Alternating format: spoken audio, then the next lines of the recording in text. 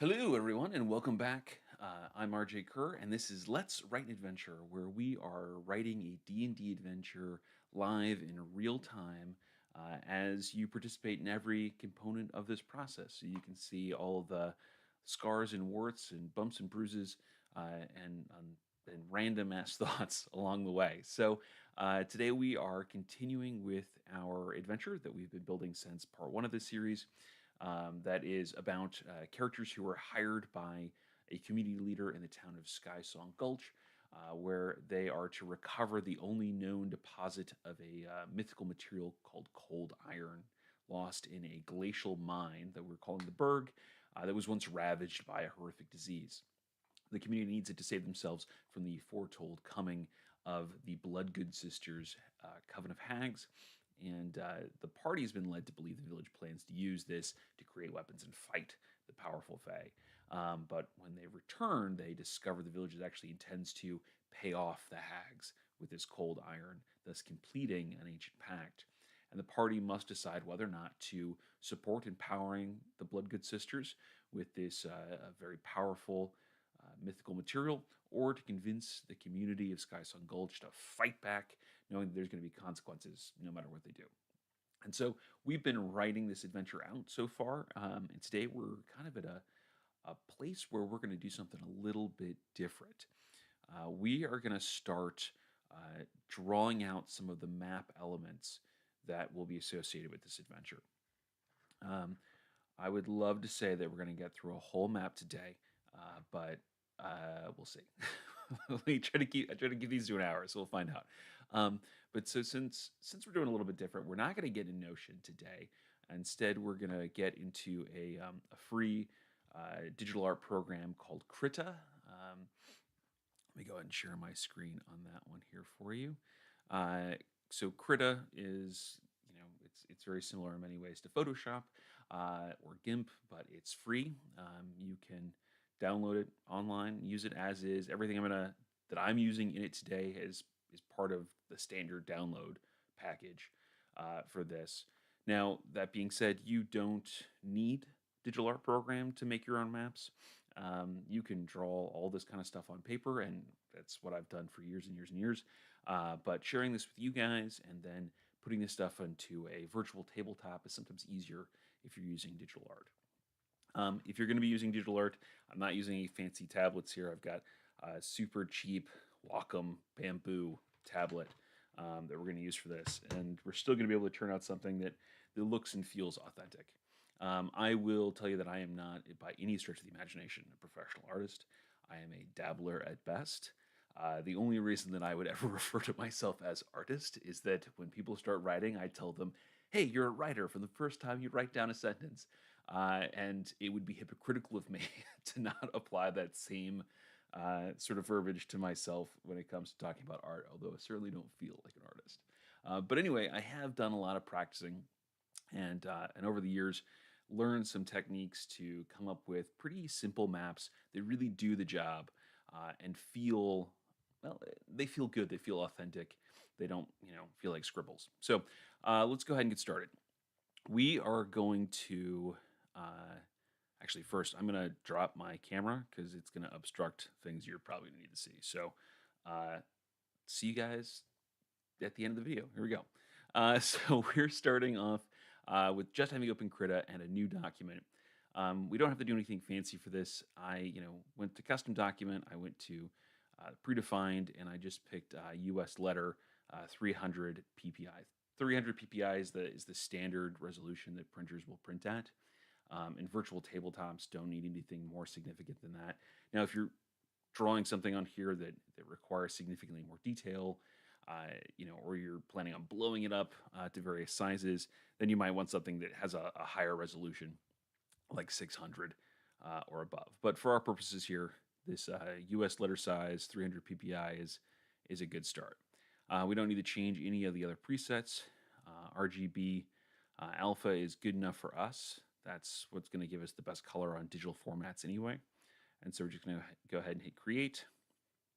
And that's going to give us a page like this with a simple plain white background and a paint layer. And So the first thing that we need to do is if we're going to be creating a map, we need some kind of scale to it. Now, that scale is represented by a grid, and we can do that in one of two ways. The first is probably the easiest, but effectively, we're going to go up to settings, we're going to go to Dockers, we're going to go to grid and guides. Okay, and that is going to give us this little panel over here on the control bar, and we're just going to go to show grid. It's going to give a rectangle pattern, and that's super tiny. So instead, we're going to change that to 50 pixels by 50 pixels. And this gives us a usable grid that we can use to size whatever we're drawing on here to give us a frame of reference and scale. Now, the downside to doing it this way is that this grid will not export with your map. So if that's not important to you, so for example, if you're exporting this directly into a virtual tabletop like, I don't know, Fantasy Grounds, like I use, that will allow you to simply type in the pixel size for the grid and it'll overlay a grid for you, then you don't really need a grid that exports. But if you're using this for any other kind of system that doesn't allow you to add a grid, in the virtual tabletop, or this is for your own notes, or you're trying to publish something like this, then you want a grid that will export. And sometimes you just want one anyway because you can do cool stuff with it and make it look a little more native to the map itself. So instead of this, we're going to get rid of that. Get rid of that, and we are going to create. We're gonna change this to grid layer. Okay. And we're going to pick a rando color. I like blue. So we're going to go with blue for this. And so we're just picking a color from the color wheel. Literally any color will work at this point. And then we're going to come over to our sidebar over here and pick that paint tool and fill the whole layer. Easy breezy. All right. So now that that's filled, we are going to go over to our filters and we're going to go over to Start GMIC-QT.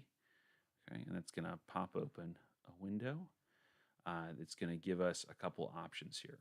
Now, you may not see what you're looking for right away here, so you're just going to type in grid, and that's going to give us a variety of grid options. In this case, since we want a grid that's a bunch of squares, what we use in a traditional map, we're going to use Cartesian. If we were doing something else like an overland map, we might use hexagonal. I can't think of any situation in which we'd use triangular for D&D, but hey, who knows? Could. So we're going to, in this case, select Cartesian. And in keeping in line with the space we want before, we're going to set each one of these to 50. So in this case, we've got to set both of them to 50 because they aren't linked. This is going to give us a grid, and we're going to hit Apply. And we're going to hit OK. And now we've got a grid of all these little spaces on here. But there's a problem. Oh, the grid is white. The grid is what's transparent. And the background is blue, unless we're drawing architectural plans as part of our D&D map. And maybe that's your aesthetic, and that could be very cool. But it's probably not for most people. So unless that's the case, we need to fix that. So what we do is still selected grid here. We're going to go back over to Filter. We're going to go to Adjust. We're going to come down to Color Adjustment Curves. All right, it's going to give us another pop-up window. And we're going to hit Create Filter Mask. All right, it's going to give us this mask layer here. We're going to right-click on that, hit Properties, and we're going to get this window. We're going to go to our Alpha as the channel, and then we're simply going to invert this slope. All right, so we're taking one end, we're taking the end that was down at the bottom all the way to the top, the end that was up at the top all the way down to the bottom, and voila. And effectively what this has done is it's flipped the coloration so that what was a color on the grid is now transparent, and what was transparent is now a color. And the cool thing about this is that, one, this is now a layer, meaning that we can erase elements of it as we need to. We can make it more transparent so that we can draw over it with less difficulty in seeing what we're doing. And then we can also lock the transparency on here. So that if we decide we want to change the color later, for example, we want a blue grid or a gray grid or a red grid, we can do that with just a paint and fill tool. Uh, so we have our grid and we are ready to go ahead and start sketching out some of what we're trying to do. Couple hotkeys that I'm going to be using throughout this. Holding spacebar allows me to get the hand tool and I can click and drag and move things here. I can scroll in and out with the scroll wheel on my mouse. Everything on here has a hotkey. B, the brush tool. See the hotkey on that is B. So if I want to use that, I just click B. So to that end, we're going to start sketching out some of the big sort of block areas of this map. Now, bear with me a second here. I broke a cardinal rule of this channel, and I apologize for that. I sat down ahead of time and I wrote out a list of the rooms in our adventure in the Berg for myself because I didn't think you needed to watch me write down a list. But literally all I did was I went to what we've already written. I wrote down the name of each room and what floor it's on, and this is just kind of my checklist, right? So I need to get most of these rooms sketched out in this map. So I'm just using that as a reference as we go so that I know what we need to have and where we need to have it. And it's also a good exercise to do at this point because it may reveal gaps to you that were there that you didn't realize were there before because we've been so in the weeds. So for example, going through this, I realized that we wrote space down for everyone to live in this fortress mining complex other than the miners. We have a garrison, we have room for leadership in terms of the nobility, but we don't have where, your miners and your other workers live. So we're going to have to add that in some sort of living quarters space for this to feel like an authentic map. But just listing that out will open up some blind spots here for you. So to get started on the map, what I'm going to do is I'm going to pick a convenient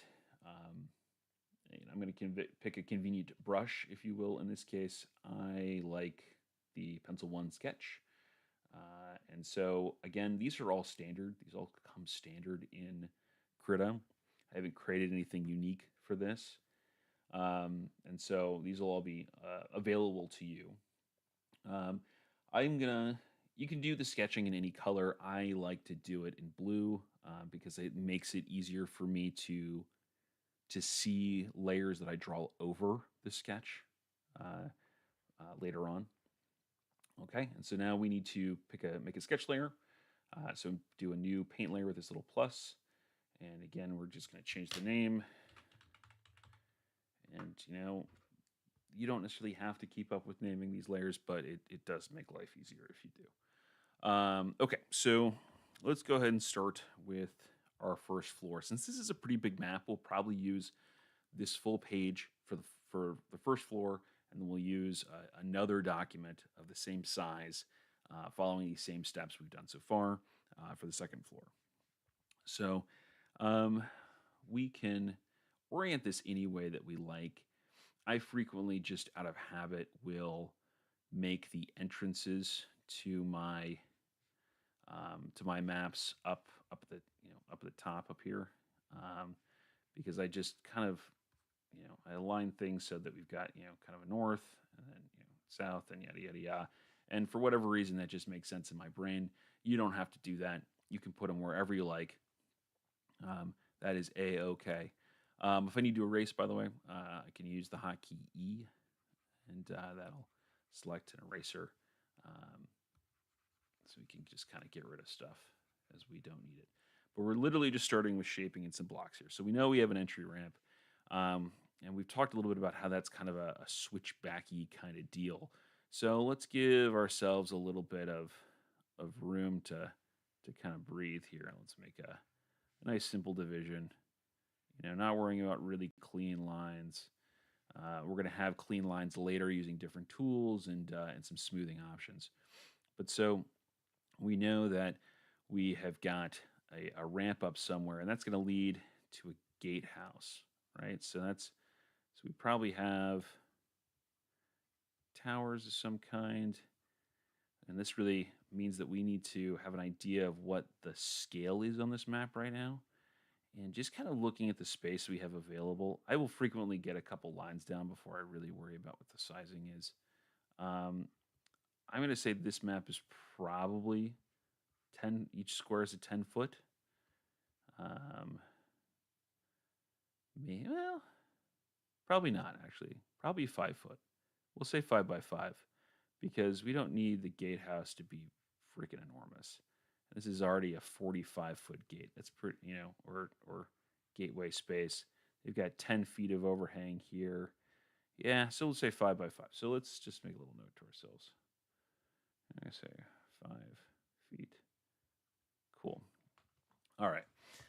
So we kind of have our gatehouse spaced out there. We know that this is gonna have some terrain features associated with it, which is just squiggly lines to give ourselves some shape here. We're not drawing out all the switchbacks. We don't need all the switchbacks because the players are not storming a fortified, castle. It looks like it's fortified. It feels fortified, but there's nobody sitting up here trying to repel them for coming up the ramp. And so since there's gonna be no combat at that point, you have the benefit of knowing that as the DM. You don't need to draw that out. But we gotta give ourselves a little bit of a feel here, and maybe, we've got some some you know some topography lines or whatever that kind of show this is falling off. We may or may not include those later. When we actually get to defining all the line on here, we're going to simplify our lines and make it really simple so it's easier to read. But right now, we're just playing around. We're just being creative. So we have this gatehouse here. And maybe that extends deeper into the fortress so that there's an exposed portion, and then there's the actual built-in section here, so it's inside. I'll ghost that in a little bit and see. Maybe on the list we have a great hall. That makes sense. It's a place for the entryway, effectively, of this fortress.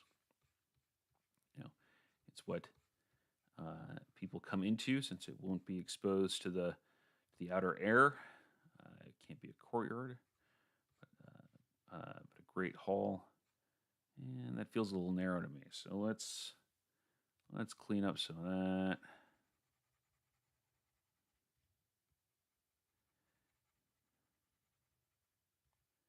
And let's say that it overlaps ever so slightly with the gatehouse kind of thing here. All right. Okay. So we've got this kind of great hall-esque space.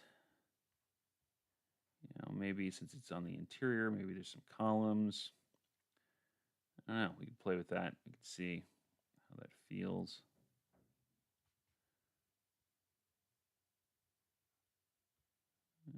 Maybe. Oh, well, these columns got a lot closer together as we went on, didn't they? 3, so we actually want you down about there, and da-da-da. Yeah, puts you there. Okay, cool. Yeah, this feels a little better to me. All right, yeah, so maybe we've got some columns here. We've got this central kind of entryway space here that gives a feeling of the scale and scope of this fortress. But one thing that we are doing so far here is that so far everything is kind of symmetrical. And symmetry is a funny thing in adventure building or in map making. Symmetry creates patterns, and patterns are things that your players catch up on, will pick up on pretty natively, pretty naturally, and it will lead them to make logical conclusions. There's a school of thought that in that case, you should really avoid patterns, right? Because you want to keep the players guessing, and that's fair. avoiding patterns is not a completely bad idea.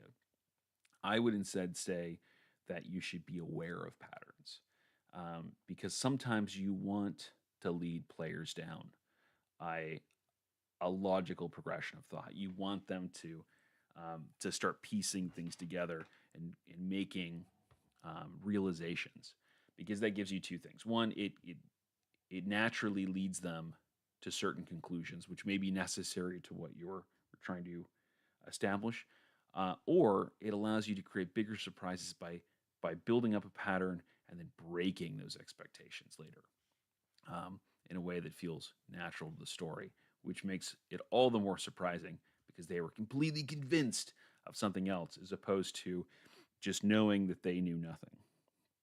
All right. So with that being said, we want to break up some of the symmetry here as we move out of this space.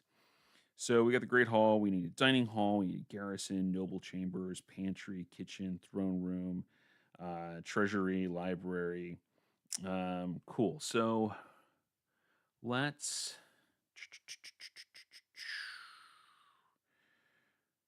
let's say we've got this. People would come in. We got this kind of main gate here. Let's put kind of an antechamber in.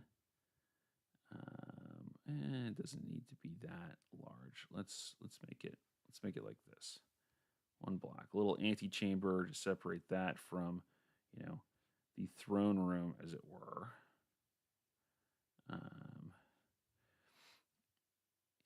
Square. I'm not a huge fan of square. Let's make it a little rectangular.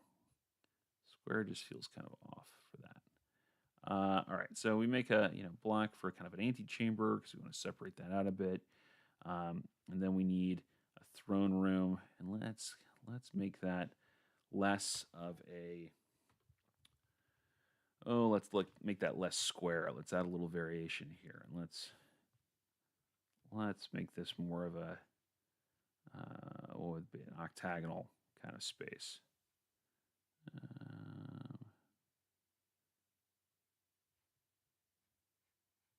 we come here,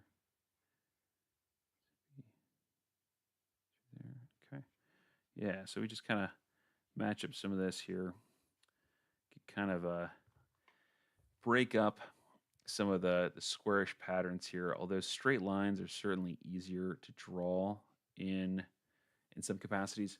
Um, we've got a lot more tools for straight lines in Krita.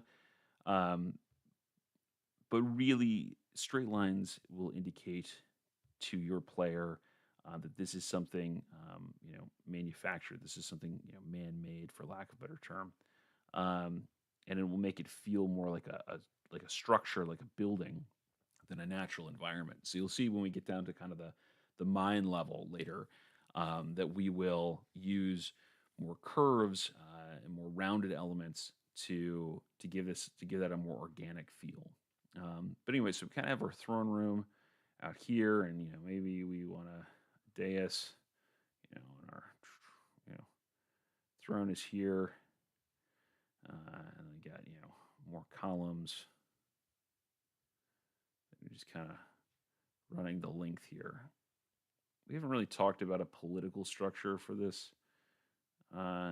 yet. We've kicked that around, and maybe it was a monarchy. Maybe it was a monarchy in all but name. Maybe it was a business with an autocratic executive officer, and they can call themselves whatever they want, but it has very much the feel of a monarchy. So we've got the throne room that'll serve us for now.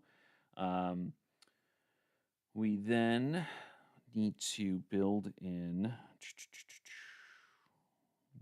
Let's see what we want to do next. Well, the garrison kind of leaps out at me. It's an important space. It deserves some time and attention. So let's put the garrison. Let's put the garrison over here. And in fact, let's break up kind of this, and let's make kind of an alcove that's kind of a guard post, maybe. but it's not quite in the garrison rooms. But it's a little space for the garrison to kind of flow out and not be directly in the Great Hall just yet. Um, Especially since they're going to have posts over here and over here, what have you. So good place for it. All right, so there's you know there's our garrison sort of connection point. The garrison is the garrison is not just one room; it's a space of rooms, right? Because this is where the soldiers who inhabit this place live and work. And so, let's say 20 feet. Let's give ourselves, yeah, we'll give us ourselves that much space. That looks pretty good for like a common room for the garrison, right? This is sort of where you know, where they just spend time and they can take meals and that kind of stuff. And maybe there's a fireplace on the other side over here or brazier of some kind, who knows. There's a connection point here, I would think, where we lead into the actual rooms. We'll give ourselves a little breathing space there. That hallway would be wide so people can move back and forth.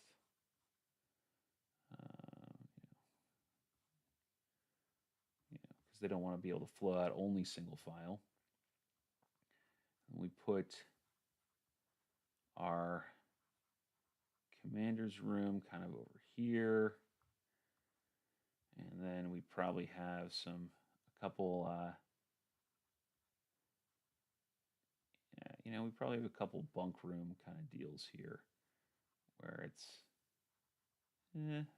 give them again a little bit of space here. Give ourselves some breathing room. We don't need to make things right on top of each other. And these would be kind of shared bunk rooms, right? Nobody living alone per se. But 15 by 15 feet for them is a good room space. If you're not sure how big like a living space needs to be, get a tape measure, measure your room, and then it helps you kind of visualize how much space they have. A lot of bedrooms in the U.S. at least are anywhere between 10 and 20 feet in any dimension, just depending how much space you have. But let's give ourselves a little bit more.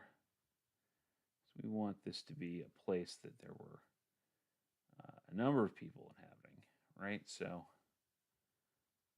plenty of excuse for us to have plenty of undead and various monsters. We'll make this one kind of a shared wall.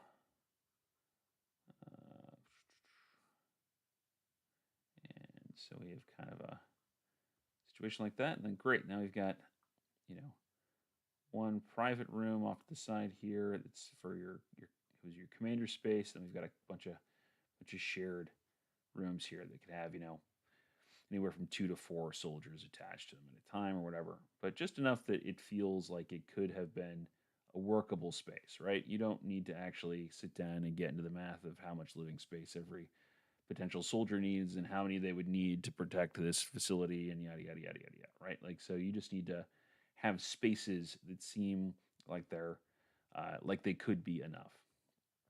Now it occurs to me that we have our commander in stasis, right? That's the whole thing.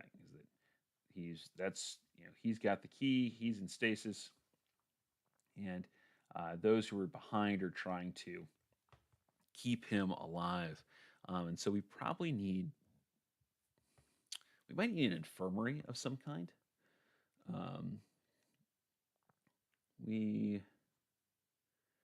Which we could build off here as part of this. Give ourselves a little space here, or no, I don't like it there. It's too, I think it's too removed. We could just keep him in his quarters. We just keep it in his quarters for now. We could put him in there.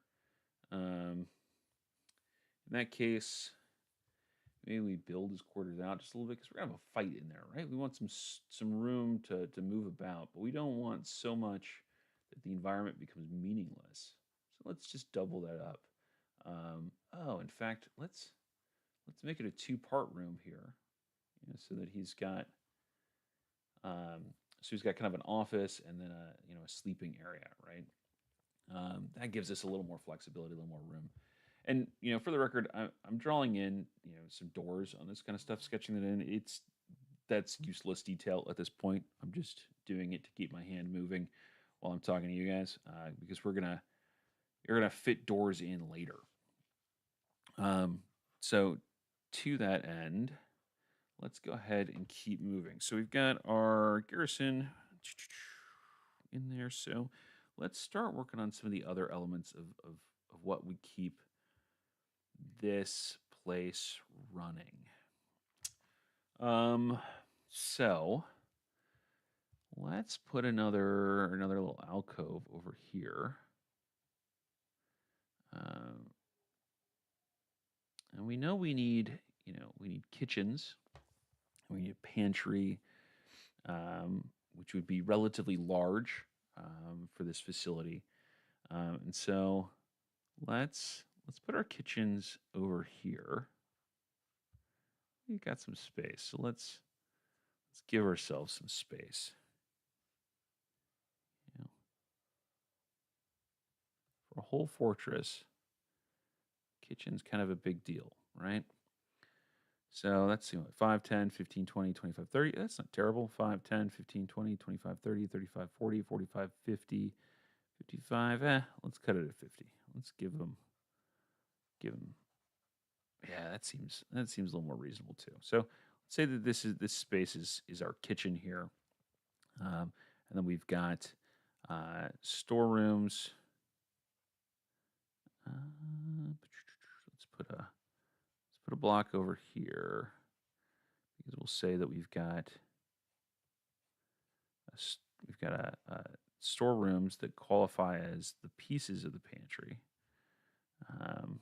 Various segments over here.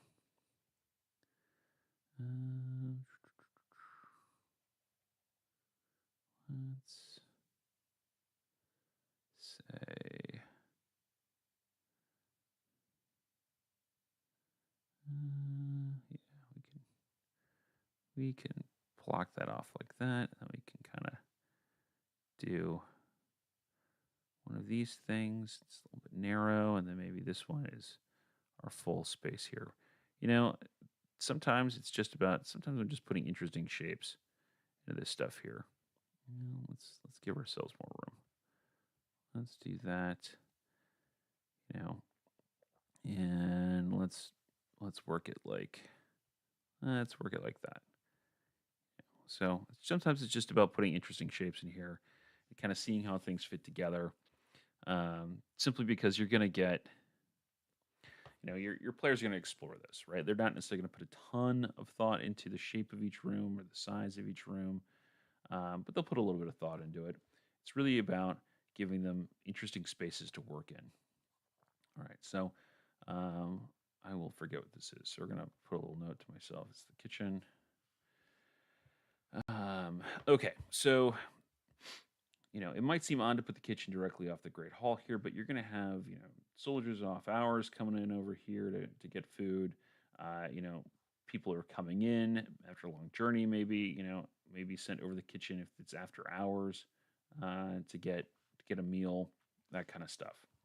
So we can probably put the kitchen on the side over there. Now we can put our Great Hall in connection, or our dinner hall, I should say, in sort of connection over here. And so let's see where we want to fit that. Maybe that fits off of our antechamber here.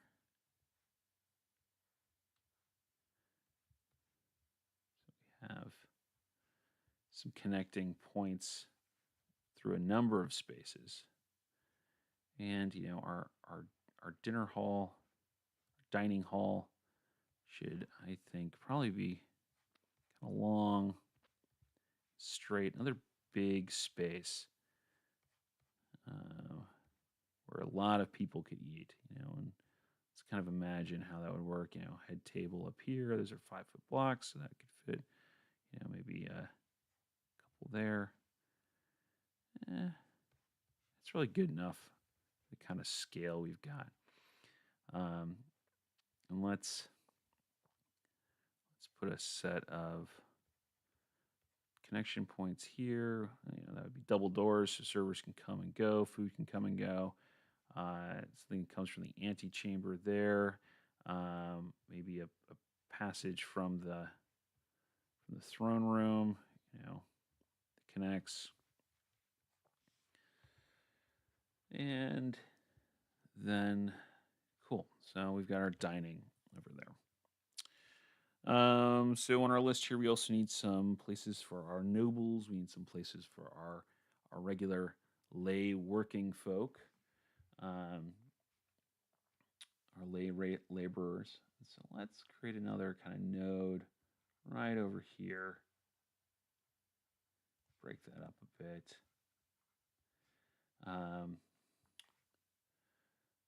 Let's see how we want to get this. Let's make that a little deeper of a node.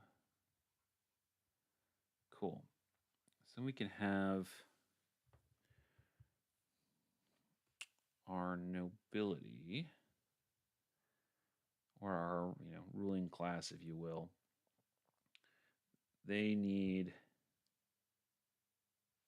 ways to get to their rooms. We need a place for our working class to get to their spaces. And then, of course, there's got to be a connection point that gets down to the mine shaft. That's got to kind of be in both levels, right? So let's put our royal rooms where? Where should we put those? I don't know. Let's start with our other living quarters then. So we've got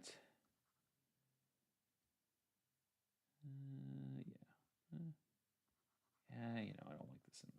I don't like how long that is. Let's do that there. So we've kind of got another node here, and then we can have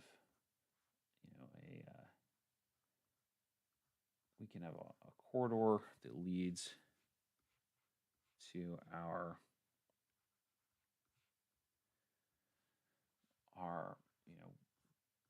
workaday laborers spaces.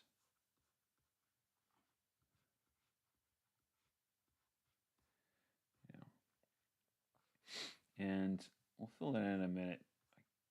This should come down, and it would probably terminate in our mine shaft. So let's go ahead and get that in for the moment. Maybe we'll move it around later, but nice big working platform kind of area. Where we've got end up with a 15 by 15 foot elevator shaft kind of space. With a working area around it, maybe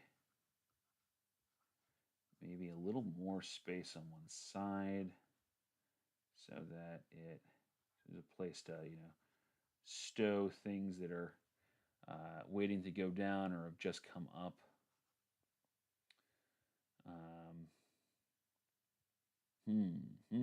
Which also begs the question of how do they get things out of the mine without great difficulty. So let's widen this a little bit. Let's make that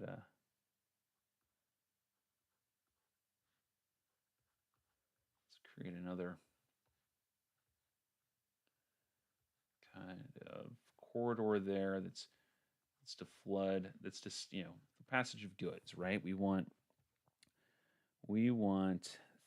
the materials that are coming up and out of the mine to be able to move easily with people and with wheelbarrows or barrels or what have you, up and to the Great Hall, the exit point, right? So we probably want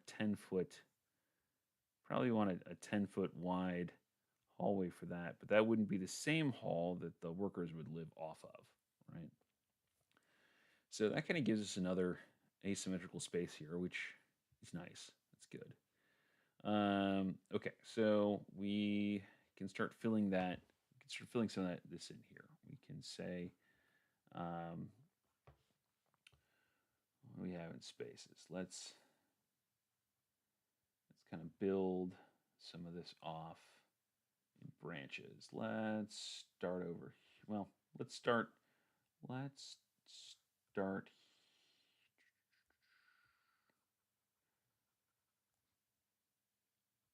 Let's start here. Let's build this kind of unusually shaped room, and we'll make it the foreman's, who's we know is dead down below. But that gives that person a unique space in which to live and work. So then let's start building some more off these. So to that end, we're kind of doing this pipe stem design. Let's give these guys more individual space, maybe, and so therefore smaller as well. Um, and we want to bear in mind that, yes, well, when we create new spaces, we are going to have to put some note as to what is going on with them in our adventure. We don't necessarily have to write anything unique for all of these spaces. We can give them all the same number and do a general descriptor of what might be found in each one. And you know what? I think I want to make these a little bit longer and have a little less dead space here, especially since we do have a nice big gap in here. So let's say that this side here is more higher ranking folks, supervisors, master craftsmen, probably the forge master somewhere in there. And then we can have some more kind of communal spaces here. In fact, we don't have a common room for your regular workers. So let's build them one kind of here. Give them a little bit of space that's their own, since there's not much else, not many other places they can get to. The Berg being a very sequestered community. And then let's then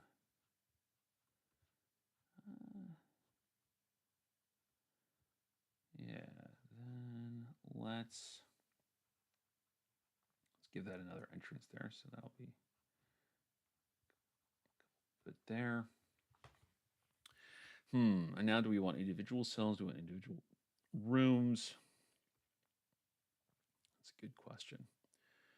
That's a possibility. Let's say more communal space here. So let's give these some larger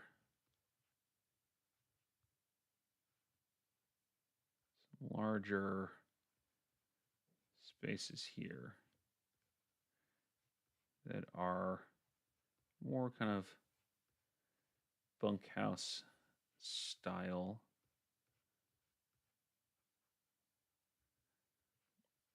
Or are more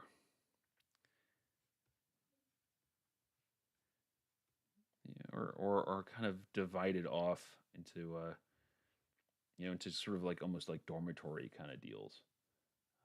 We might maybe do that. Do something along those lines.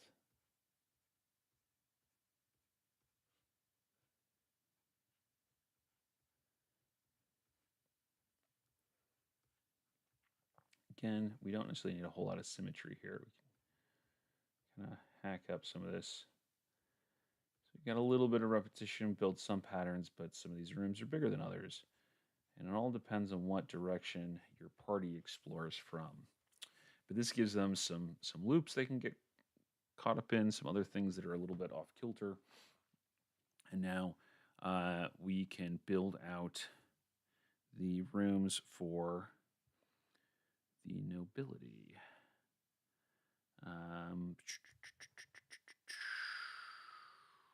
Then treasury and library. Ooh, we talked about privies, right? So let's put one at the end of each of these spaces. Yeah, put one kind of in the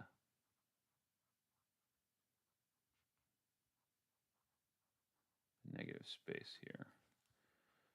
Just to create a little bit of verisimilitude.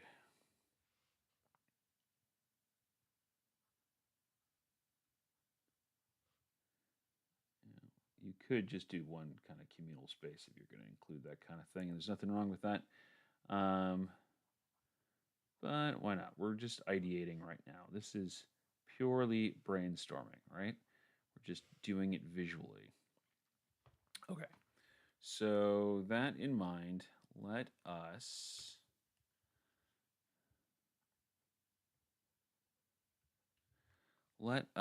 go ahead and start working on our other spaces here. So we would have rooms for the nobility. Let's say that comes off of um, yeah, that comes off of our throne room here. Which the more I think about it, is probably less of a throne room and more of just a, the seat of authority in this place. But throne room is a worthwhile thing to call it. So let's. I don't know how far we need to go down. Let's figure it out. There's only going to be so many of these people here, right? But let's go ahead and give them.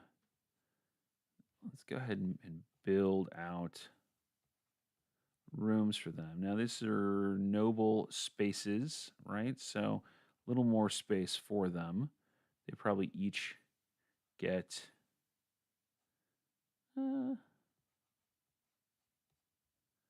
We each get a little. Get 2 rooms, probably. Probably how this works.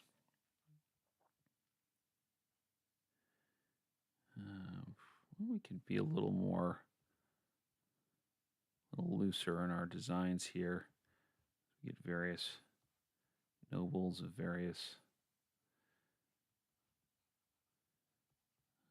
various statuses kind of fit into here, and then let's say we get something that's more along the lines of this, and then we can segment that there. Okay, we kind of have 3 spaces for nobility, which is probably enough, barring one for our ruler of this fortress, and their room obviously would be at the end. I say obviously just because that makes sense to me, but doesn't necessarily have to be. But let's put that there. So they've got that space there, and they'll have. Let's give them an antechamber. We'll give them kind of a. We'll give them an antechamber, then we'll give them a bed chamber back here. We'll give them a kind of a public waiting room, where they can meet people, and then kind of an office space kind of deal here. And so, we'd have a door there. They'd have connecting points here and here, and perhaps here or there. We'll see. We'll see. We'll play with that later. But kind of give them that little bit of space there. And then on the upper level, that means that we just have our treasury and library that we need to build out. So let's put those here. Let's make the library a decent sized space. Put the library there. And then let's see here. King's Room. Ventures off here. So let's put our treasury down here. Let's create a joining space, secret entrance from the library, and then an entrance from the sovereign, the king's quarters, if you will. Cool.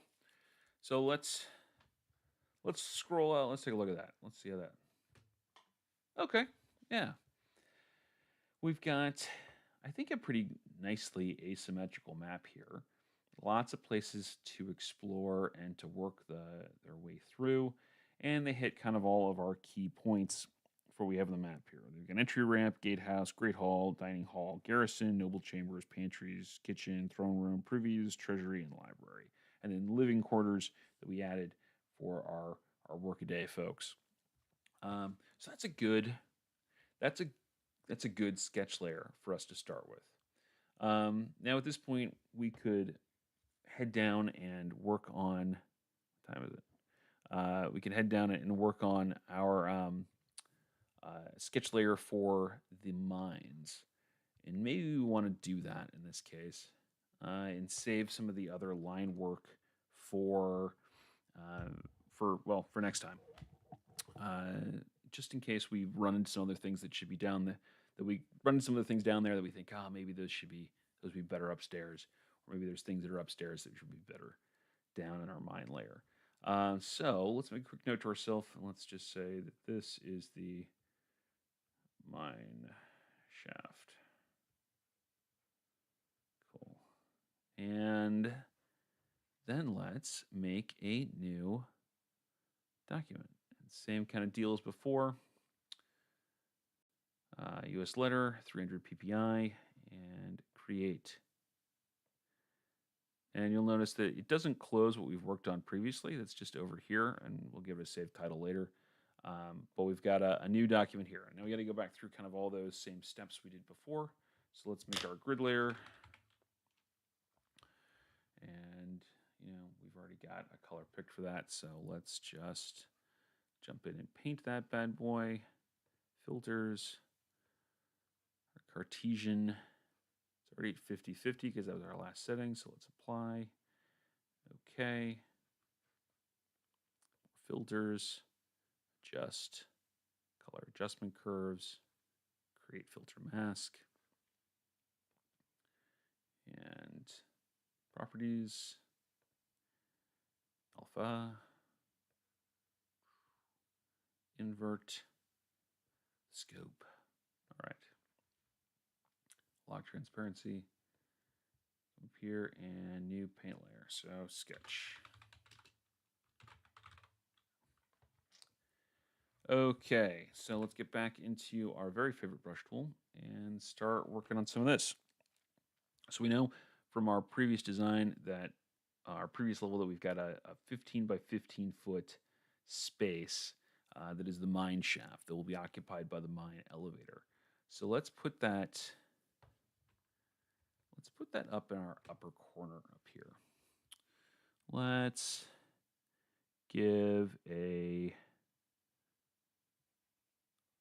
say that that's our mine shaft space there. Although we'd probably draw the elevator here, but what have you, whatever. Let's give it a little bit of space on either side for the mechanics, and then a holding area like we did up above. And get something like that. Again, a little asymmetry is not a bad thing here. This level, we know we need the mine shaft, we need the mine tunnels, we need ore processing, a forge, cold iron storage, the miner's mess, living quarter. No, we got living quarters up on the other one, and then infirmary down here we talked about. Although maybe that may be something we next will see, and then crude ore storage. So the whole point of exploring this is to find the cold iron, right? And the cold iron storage is where all that's kept, and they've got to get the 3 keys, and the players need to figure that out, right? So I'm of the mind that we should probably put cold iron storage uh, essentially right up front, so that there's a pretty obvious access point, um, and the players can see that right away and then know their objectives so that when they go back, so they're not just kind of wandering around aimlessly forever trying to find a hidden door and then realize, oh crap, we also have to figure out how to open it. That can be fun in some circumstances. I don't think it's particularly fun in this one. So I'm not going to do it. So let's say that this is our cold iron storage. Great. So, ooh, we're getting close to our time, aren't we? All right, we got 5 more minutes. So let us then put that here, and then let's say that there would also be the regular crude iron storage would probably, or the crude ore storage would probably be over here as well. Except that no, it wasn't other ore; it was stuff that meant to be processed. So that's probably going to be over by processing. So let's put, yeah, let's put a little, let's put a little hallway right here that kind of becomes the main pipeline to yeah, that becomes kind of the main pipeline to our formulated rooms. Maybe that doesn't curve over there. Maybe that shoots straight down. When I say our formulated, I mean our the rooms that are purpose built, right, for a job. So let's put who knows how far that needs to go down. Let's see what would be close up to the mine shaft here. Let's put the forge room up in here. I need to zoom in. I'm losing perspective here. All right. So there's our 5 foot by 5 foot. And let's get the forge. Let's get some workspace. Let's give it some room. So 25 feet, 5, 10, 15, 20, 25, 30. Yeah, okay. 25 by 30 is not terrible. That's a decent amount of room to work in. We'll put the forge off in the corner there. Okay. Probably have ore processing on this side as well.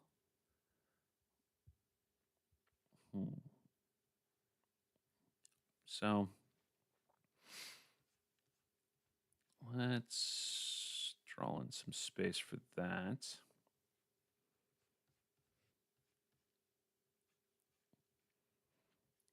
Make that a big room.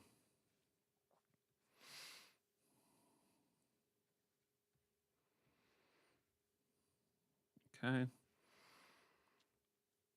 Or storage would be there as well. Give that a little bend in the hallway. Can connect those two here. Raw. So this is the crude ore storage, the stuff they dig out of the mine, right? Stack it up in that room. Goes to ore processing.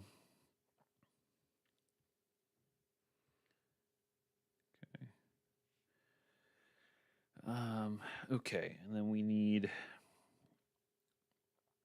miners need a place to eat their lunch that they don't have to, eat their meals. They don't have to come right out. So let's give them a little space here. Not huge, but just a little bit there. And sweet. That means that now we are ready to draw some mine tunnels. So, let's just get that knocked out here. So, the mine complex here should be big, right? because this is where our one, this is the major purpose of the fortress. And two, um, this is where the players are going to have to hunt, the characters are going to have to hunt through while they are in turn being hunted by the ghouls. So it should start relatively soon here. Now we probably have a, so for that, I'm going to kind of start by drawing out some circles on kind of key areas, key spaces. Probably have kind of a staging rotunda here. We probably have some snaking, branching areas that come up here. We've got, we'll have sections that run with fingers kind of coming off of them in both directions. We don't want to fill the whole map with this stuff because we don't leave enough spaces that it feels like there could be some structural integrity to support everything that's up there. But it should be a pretty sizable spot. It should be a pretty sizable section of the map.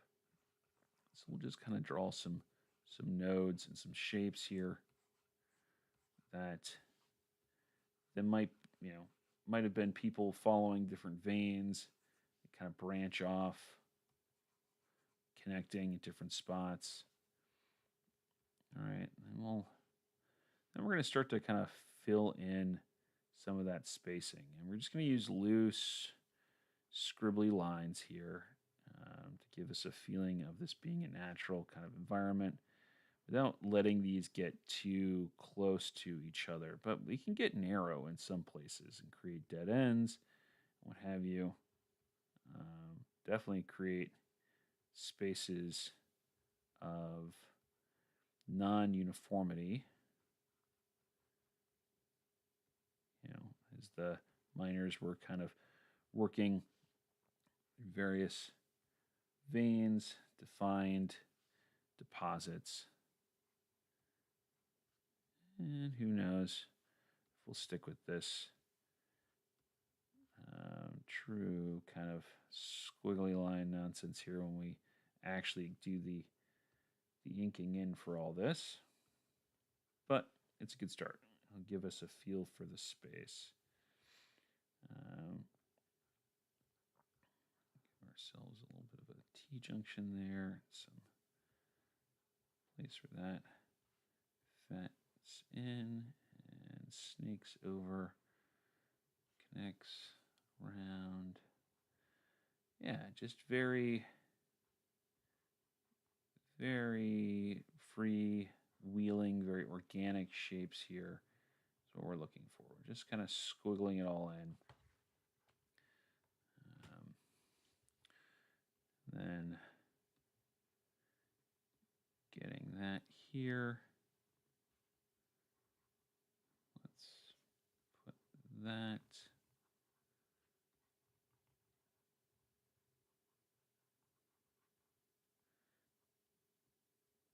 And nope. Yeah, we want that there. Okay. Now, looking at this, great. We've got some shapes mapped out. It's kind of hard to tell what's what. So I frequently will come in on this kind of thing and just give myself just a little bit of hash marks to kind of indicate what's still rock versus what's playable. And I won't worry about filling everything in, just enough to kind of give myself some visual distinction, because it's easy to get kind of lost in all this.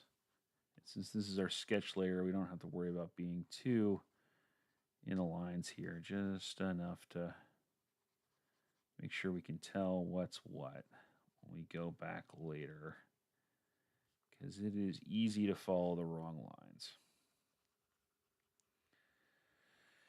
And while that's not insurmountable, it's work that you don't want to have to repeat, right? So let's bundle that up there. Cool. Little distinction there. Okay. Okay.